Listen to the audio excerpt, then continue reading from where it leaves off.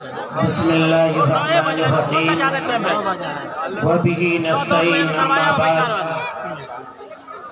قال اللہ تبارک و تعالی فی القرآن المجید اعوذ باللہ من الشیطان الرجیم بسم اللہ الرحمن الرحیم یا ایہا الذین آمنوا ادخلوا فی السلم کافہ ولا تتبعوا خطوات الشیطان صدق اللہ العظیم۔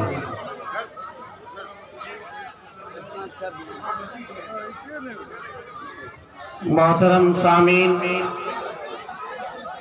میں صرف آپ کے سامنے اس لیے بیٹھا ہوں کہ حضرت کا انتظار کر رہا ہوں۔ حضرت وہاں سے بالکل پاب رکاب ہیں، وہ حضرت دامت برکاتہم بیعت کے بعد ایک ضروری بات تھی، اسی کے لیے وہ اپنے مقام پر تشریف فرما ہے۔ میں مشکل سے 5-7 منٹ بولوں گا، لگتا ہے آ جائیں گے، چونکہ مجھے یہ کہا گیا کہ ہم آ رہے ہیں، اس لیے آپ جلدی سے چلے جائیے، چونکہ عام طور پر جو وقت پروگرام چل رہا ہے اس میں میں بیٹھتا ہوں اور اس کے بعد فوراً حضرت آ جاتے ہیں۔ مجھے باضابطہ کہا گیا آپ جائیے جلدی، اور ہم لوگ چونکہ آ رہے ہیں اس لیے میں آیا ہوں۔ 2-3 بات آپ سن لیجئے، اللہ کرے وہ بات ہو سکتا ہے مکمل بھی نہ ہو کہ حضرت پہنچ جائیں گے انشاءاللہ۔ میں نے آپ حضرات کے سامنے قرآن کریم کی ایک آیت پڑھی ہے۔ اللہ تبارک و تعالی نے قرآن کریم کی اس آیت میں فرمایا، اے مسلمانوں، اے وہ لوگوں جنہوں نے اپنی زبان سے کلمہ طیبہ لا الہ الا اللہ محمد رسول اللہ پڑھا ہے، وہ اسلام میں مکمل طور پر داخل ہو جائے۔ آپ یاد رکھیے کہ اسلام صرف زبان سے کلمہ طیبہ پڑھنے کا نام نہیں ہے، بلکہ اسلام دل میں اتر جانے کا نام ہے۔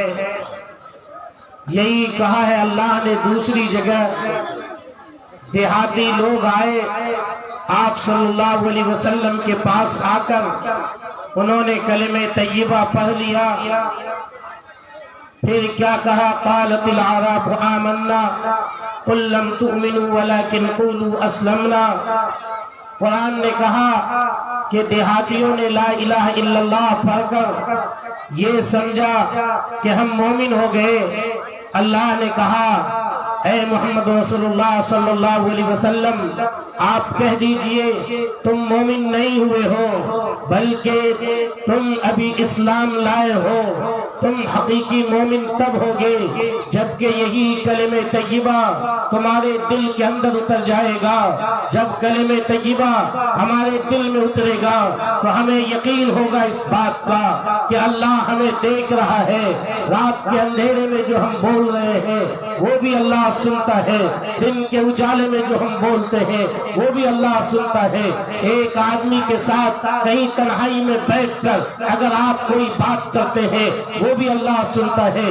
2 آدمی کے ساتھ بات کریں وہ بھی اللہ سنتا ہے۔ قرآن میں دوسری جگہ صاف یہ کہا گیا کہ جب 2 آدمی سرگوشی کرتا ہے وہاں تیسرا اللہ موجود ہوتا ہے۔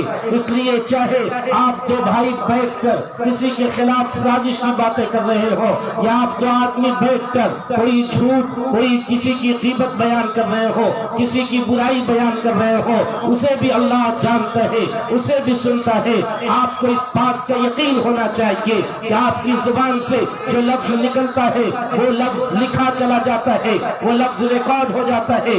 اگر ابھی موبائل ریکارڈ چلا دیا جائے ہماری بات ریکارڈ ہو جائے گی، حضرت امیر شریعت کی بات ریکارڈ ہوگی، ٹھیک اسی طرح ہر انسان کی بات ریکارڈ ہوتی ہے۔ میں نہیں کہتا، میرے اللہ نے کہا ہے وَمَا يَلْفِظُ مِنْ قَوْلٍ إِلَّا لَدَيْهِ رَقِيبٌ عَتِيدٌ۔ جب انسان کی زبان سے جب کوئی لفظ نکلتا ہے، یہاں فرشتہ تیار بیٹھا ہے، اسے لکھ لیا کرتا ہے، اس کی میموری بھرتی نہیں ہے۔ موبائل کی میموری بھر جایا کرتی ہے، وہ نہیں بھرا کرتی ہے۔ جب آپ کے دل میں اس بات کا یقین بیٹھ جائے گا کہ اللہ سننے والی ذات ہے، اللہ دیکھنے والی ذات ہے۔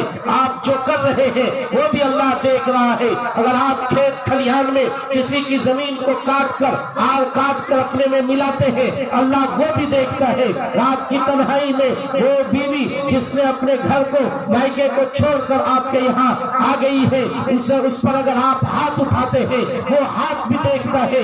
اگر وہ ہاتھ جو آپ چوری کی طرف لے جاتے ہیں اسے بھی دیکھتا ہے۔ وہ شراب کا جام جسے آپ اپنے منہ سے لگانا چاہتے ہیں، اللہ اسے بھی دیکھتا ہے۔ جس دن آپ کے دل میں یہ اطمینان اور یقین بیٹھ جائے گا کہ آپ کھیت میں ہو یا کھلیان میں، بازاروں میں ہو یا پارکوں میں، کھیت مسجد میں ہو یا مدرسوں میں، اللہ تعالیٰ وہاں آپ کو دیکھتا ہے۔ جب اللہ دیکھ رہا ہے تو پھر آپ کس طرح چوری کی طرف ہاتھ بڑھا رہے ہیں، آپ کس طرح شراب نوشی کی طرف ہاتھ بڑھا رہے ہیں۔ اللہ تو آنکھوں کے جھپکنے کو جانتا ہے، اللہ ان باتوں کو بھی جانتا ہے جو تمہارے دل میں پیدا ہوتا ہے۔ اللہ علیم بذات الصدور ہے، وہ یعلم خائنۃ الاعین ہے، وہ آنکھوں کے جھپکنے کو، آنکھوں کی خیانت کو بھی جانتا ہے۔ اگر آنکھ سے آپ کوئی اشارہ کر رہے ہیں اسے بھی وہ سمجھتا ہے۔ اس لیے آپ کے دل میں اس بات کا یقین بیٹھنا چاہیے، تب سمجھا جائے گا کہ آپ مومن ہیں۔ ایمان نام ہے دل میں اللہ کی عظمت کے بیٹھ جانے کا، ایمان نام ہے دل میں اللہ کی عظمت کے بیٹھ جانے کا۔ اسی لیے سرکار دو عالم صلی اللہ علیہ وسلم نے فرمایا الایمان بضع وسبعون شعبۃ فافضلها قول لا الہ الا اللہ وادناها اماطۃ الاذى عن الطریق والحیاء شعبۃ من الایمان، رواہ مسلم۔ امام مسلم نے روایت نقل فرمائی ہے کہ ایمان کی بہت سی شاخیں ہیں اور اس میں سب سے افضل ترین لا الہ الا اللہ محمد رسول اللہ کی عظمت کا دلوں میں بیٹھ جانا ہے۔ والاماطۃ الاذى عن الطریق، یاد رکھنا اگر آپ راستہ چلتے ہوئے راستے سے ایک کانٹا ہٹا دیتے ہیں، راستہ چلتے ہوئے راستے پہ ایک پتھر پڑا ہے جس پہ ٹھوکر لگ کر کوئی گر سکتا ہے، اس پتھر کو آپ کنارے کر دیتے ہیں تو آپ کا یہ عمل ایمان کا حصہ ہے، آپ کا یہ عمل ایمان کو تازہ کرے گا۔ فرمایا محمد رسول اللہ صلی اللہ علیہ وسلم نے ایک آدمی سڑک سے جا رہا تھا اور اس نے یہ کیا کہ ایک درخت کی ٹہنی جو سڑک پر جھکی ہوئی تھی، کئی سال سے لوگ جا رہے تھے لیکن کسی نے ہمت نہیں کی، اس آدمی نے یہ کیا کہ ایک کلہاڑی لایا اور اس سے درخت کی اس ٹہنی کو کاٹ کر اس نے ہٹا دیا۔ آپ نے فرمایا کل قیامت کے دن وہ جنت میں داخل ہوگا۔ سبحان اللہ۔ اگر آپ راستے سے تکلیف دہ چیز کو ہٹاتے ہیں یہ ایمان کا حصہ ہے، سمجھا جائے گا کہ آپ مومن ہیں۔ آپ تنہائی میں بیٹھ کر بھی اللہ کے خلاف کچھ نہیں بولتے، محمد رسول اللہ صلی اللہ علیہ وسلم کے خلاف کچھ نہیں بولتے، سمجھا جائے گا کہ آپ اللہ پر یقین رکھنے والے، ایمان رکھنے والے ہیں۔ اگر آپ اپنی زبان کا استعمال کرتے ہیں تو وہ دیکھیے کہ یہاں بھی اللہ سننے والا ہے، آنکھ کا استعمال کرتے ہیں وہاں بھی دیکھیے کہ اللہ آپ کو دیکھنے والا ہے، اللہ دیکھتا ہے کہ کیا کر رہے ہیں۔ اس لیے کہا گیا اے اسلام والوں تم اسلام میں پورے طور پہ داخل ہو جاؤ، آدھا اندر آدھا باہر رہنے سے کام نہیں چلے گا۔ آپ بتائیے بس پر جب ہم سفر کرتے ہیں اس میں لکھا رہتا ہے کرپیا اپنا کوئی انگ باہر نہ کریں، بدن کا کوئی حصہ اگر آپ بس سے باہر کرتے ہیں، کھڑکی سے ہاتھ آپ نے نکال لیا اور ادھر سے کوئی گاڑی آئی اور اس میں آپ کا ہاتھ اس گاڑی میں لگ کر آپ زخمی ہو گئے، آپ کا ہاتھ زخمی ہو گیا، بتائیے اس کا ذمہ دار بس کا مالک ہوگا کیا؟ ہرگز نہیں۔ اس کا ذمہ دار آپ خود ہوں گے۔ اللہ نے کہا اے مسلمانوں اگر تم ذلیل ہو رہے ہو، اگر تم رسوا ہو رہے ہو، اگر تم پہ مصیبت اور پریشانی آ رہی ہے تو اس لیے آ رہی ہے، اگر تم پہ مصیبت اور پریشانی آ رہی ہے تو وہ اس لیے آ رہی ہے کہ تم اسلام میں آدھا داخل ہو آدھا تم باہر ہو۔ اگر تمہارا ہاتھ زخمی ہوگا بس کا مالک ذمہ دار نہیں، ذمہ دار تم ہو۔ اگر تم پہ پریشانی آ رہی ہے، ذلت و رسوائی کا سامنا کرنا پڑ رہا ہے، وہ اس لیے کہ تم اسلام میں داخل نہیں ہوئے ہو، اس لیے تمہارے اوپر پریشانی آ رہی ہے۔ امیر شریعت امیر شریعت امیر شریعت مدرسہ دار عثمانیہ امیر شریعت امیر شریعت امیر شریعت امیر شریعت نعرہ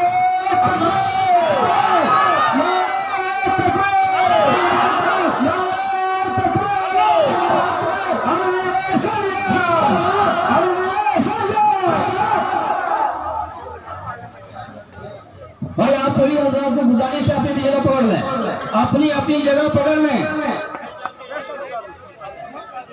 حضرت تشریف لا چکے ہیں، آپ سبھی حضرات سے میری گزارش ہے اپنی اپنی جگہ کو پکڑ لیں۔ آپ سبھی حضرات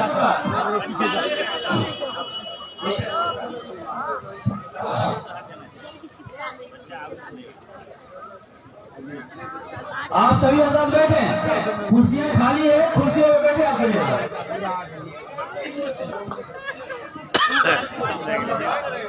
بہت اچھا بیان ہو رہا تھا۔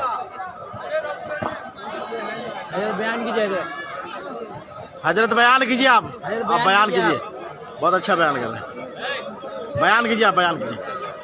تو میں یہ کہہ رہا تھا آپ حضرات سے کہ اگر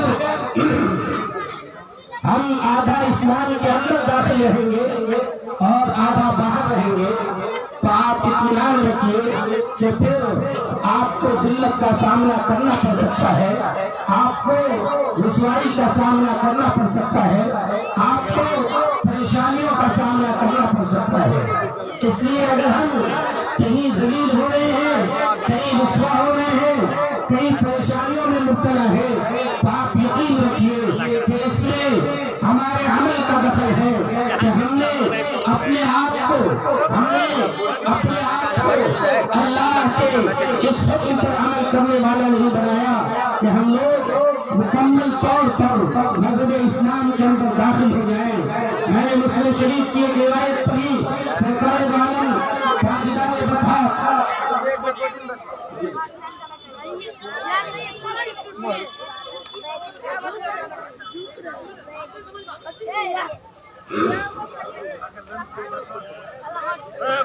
میں نے آپ حضرات کے سامنے مسلم شریف کی ایک روایت پڑھی تھی، میں نے یہ بتلایا کہ آقا و مولا نبی کریم صلی اللہ علیہ وسلم نے فرمایا کہ ایمان کی 70 سے زیادہ شاخیں ہیں، اس کا سب سے اعلیٰ درجہ یہ ہے لا الہ الا اللہ کا پڑھنا اور اس کا آپ کے دل میں اتر جانا۔ دل میں اترنے کا مطلب آپ کو یقین ہونا چاہیے کہ اللہ دیکھنے والا بھی ہے، اللہ سننے والا بھی ہے، رات کی تنہائی میں بھی دیکھتا ہے، دن کے اجالے میں بھی دیکھتا ہے۔ آپ کو یقین ہونا چاہیے اس بات کا کہ روزی دینے والا اللہ ہے، مال و دولت دینے والا اللہ ہے۔ قرآن نے ہمیں یہ سمجھایا کہ آپ زیادہ سے زیادہ زمین میں بیج بو سکتے ہیں، ہم زمین میں بیج بوتے ہیں، بتائیے اس بیج کے اندر پودا کون پیدا کرتا ہے؟ وہ مکئی کا دانہ جو زمین میں جاتا ہے وہ گل سر کر ختم ہو جاتا ہے، وہ گیہوں کا دانہ جو زمین میں ڈالا جاتا ہے وہ اپنا وجود ختم کر دیتا ہے، اس سے پودا کون نکالتا ہے؟ اور پودا نکلنے کے بعد اس مکئی کے پودے میں بھٹا کون دیتا ہے؟ اس بھٹے میں دانہ کون پیدا کرتا ہے؟ اللہ نے ہمیں سمجھایا کہ دیکھو پانی کون اتارتا ہے؟ پانی ہم اتارتے ہیں۔ پانی کہاں سے؟ وہ پانی جو کہ بالکل نمکین اور کھارا ہوا کرتا ہے، اگر انسان منہ میں ڈالے تو انسان کے منہ زخمی ہو جائے، لیکن اسی پانی کو اللہ تعالیٰ میٹھا بنا کر لاتا ہے۔ آپ نے دیکھا ہوگا کبھی کبھی چاپا کل کا چاپا کل جہاں تک پہنچتا ہے اس کا پائپ، اس سے نیچے پانی چلا جاتا ہے، اور پھر ہم پانی کہاں سے حاصل کریں گے؟ اللہ نے کہا ان اصبح ماؤکم غورا فمن یاتکم بماء معین، اگر تمہارا پانی پستی میں چلا جائے کون پانی دے گا؟ یہ چاپا کل فیل ہو جاتا ہے، وہ موٹر جو ہم گلاتے ہیں وہ فیل ہو جاتا ہے۔ پانی دینے والی ذات کون سی ہے؟ اللہ کی ذات ہے۔ آپ کو اس بات کا یقین ہونا چاہیے کہ اولاد دینے والی ذات وہ اللہ کی ذات ہے۔ دنیا کی کوئی طاقت آپ کو اولاد نہیں دے سکتی ہے۔ اگر اولاد آپ آپ کی مقدر میں ہے تو وہ وہی اللہ دے گا۔ آپ کو اس بات کا یقین ہونا چاہیے کہ ہمارا مالک، ہمارا خالق، ہمارا رازق، ہمارا مشکل کشا، اگر کسی کوئی مصیبت ہم کو آتی ہے تو وہ اللہ ہی دور کرتا ہے۔ یہ یقین جس دن آپ کے دل اور دماغ میں بیٹھے گا اس دن آپ کو اللہ پر اعتماد ہوگا اور اس بات کا یقین ہوگا کہ اللہ ہی معبود ہے، اللہ ہی سب کچھ کا مالک ہے۔ میں آپ کو بتا رہا تھا کہ آپ یقین مانیں کہ اللہ کے سوا دنیا میں کوئی معبود نہیں ہے۔ اگر آپ اپنے نفس کی مانتے ہیں، اپنے خواہشات کی مانتے ہیں تو آپ اپنے نفس کو معبود مان رہے ہیں، اپنے نفس کو اللہ مانتے ہیں۔ آپ بتائیے اللہ اسے کہتے ہیں جس کا سب حکم ہم مانے، جس کی سب بات ہم مانے۔ ہم غلام ہیں، ہم بندے ہیں، بندے کا کام کیا ہے؟ آقا کی تمام بات ماننا۔ اللہ کی بات اگر ہم مانیں گے ہم بندہ کہلائیں گے، ہم اللہ کا بندہ کہلائیں گے۔ اگر ہم اللہ کی بات نہ مانے ہم بندہ نہیں کہلائیں گے۔ قرآن نے ایک جگہ کہا ہے افرأیت من اتخذ، کیا تم آئے محمد رسول اللہ صلی اللہ علیہ وسلم، کیا آپ نے دیکھا اس شخص کو جس نے اپنی خواہشات کو اپنا معبود بنا لیا ہے؟ آپ بتائیے فجر کی اذان ہو رہی ہے، اللہ گویا کہہ رہا ہے مؤذن کی زبان سے کہ بستر اپنے بدن سے اتار کر رکھ دو اور اللہ کے لیے آؤ، نماز کے لیے آ جاؤ۔ اللہ بلا رہا ہے نماز کے لیے آؤ۔ ہم اپنے نفس کی سنتے ہیں کہ نہیں ہمیں نیند آ رہی ہے اس لیے ہم اپنے نفس کی سن رہے ہیں۔ جب نفس کی بات مان رہے ہیں، من کی بات مان رہے ہیں تو آپ نے کس کی سنی؟ من کی سنی۔ آپ کا آقا کون ہوا؟ آپ کا نفس ہوا۔ وہ ہے کہ آپ خود یہ کہنا چاہتے ہیں کہ میں خود اللہ ہوں، میری مرضی چلے گی، اللہ کی نہیں۔ اگر اللہ کی مرضی مانتے تو آپ فجر کی اذان کے بعد آپ فوراً نماز کے لیے یہاں آ جاتے۔ میں مثال دیتا ہوں، اگر آپ کی شادی ہو رہی ہے، آپ سے کہا جائے جہیز کیوں لے رہے ہو تو آپ یہ کہتے ہیں کہ اماں نے لیا ہے، ہم نہیں لے رہے ہیں۔ آپ بتائیے اللہ نے کہا ہے جہیز نہیں لینا ہے، آپ اماں کی سن رہے ہیں یا اللہ کی سن رہے ہیں؟ اگر اللہ آپ کا آقا ہے، اللہ خدا ہے تو آپ بتائیے آپ کو اللہ کی ماننی چاہیے یا آپ کو اماں کی ماننی چاہیے؟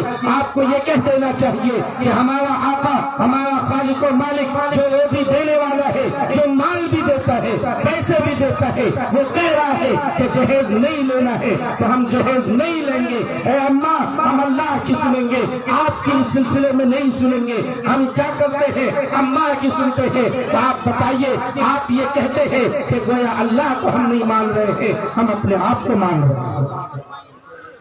جس دن آپ کے دل و دماغ میں یہ بات بیٹھ جائے گی کہ سب کچھ کرنے والا اللہ ہے، یقین مانیے کہ اس وقت میں ہم تمام برائیوں کو چھوڑ دیں گے۔ آپ دیکھیے اگر ایک منٹ اللہ ہوا کو روک دے، سانس کے ذریعہ جو ہم ہوا لیتے ہیں، سانس اگر رک جائے تو ہمارا کیا ہوگا؟ ہم وہ کھانا جو اپنے منہ میں کھاتے ہیں وہاں دو نلی ہے، ایک سانس کی نلی اور ایک کھانے کی نلی۔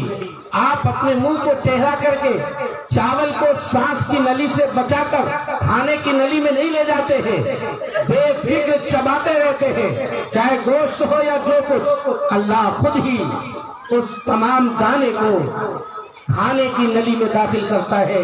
ایک دانہ بھی اگر سانس کی نلی میں چلا جائے اسی وقت میں آپ کی موت ہو جائے گی۔ وہ کھانا جو آپ نے کھایا اگر وہ باہر نہ نکلے گندگی کے ذریعہ، بتائیے آپ کی موت ہو جائے گی۔ پیشاب رک جائے آپ کی موت ہو جائے گی۔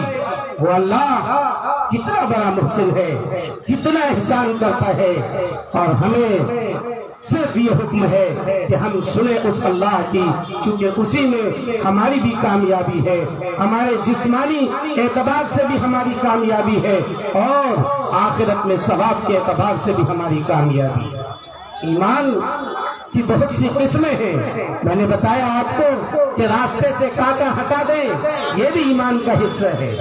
راستے سے کانٹے کی چیز ہٹا دے یہ بھی ایمان کا حصہ ہے، سچ بولے یہ بھی ایمان کا حصہ ہے، حلال کھانا کھائیں یہ بھی ایمان کا حصہ ہے، اپنے بھائی کو دھوکہ نہ دے، جھوٹ نہ بولے، وعدہ خلافی نہ کرے یہ بھی ایمان کا حصہ ہے۔ اللہ کے رسول صلی اللہ علیہ وسلم نے فرمایا المسلم من سلم المسلمون من لسانہ ویدہ، مسلمان وہ ہے جس کے ہاتھ سے کسی کو تکلیف نہ پہنچے، جس کی زبان سے کسی کو تکلیف نہ پہنچے، جس کے رفتار سے، گفتار سے، رہن سے، سہن سے، چلت سے، پھرت سے کسی طرح بھی کسی دوسرے کو تکلیف نہ پہنچے، وہ مسلمان ہے، وہ اسلام والا ہے۔ بتائیے ہمارے ذات سے دوسرے کو تکلیف پہنچ رہی یا نہیں پہنچ رہی ہے؟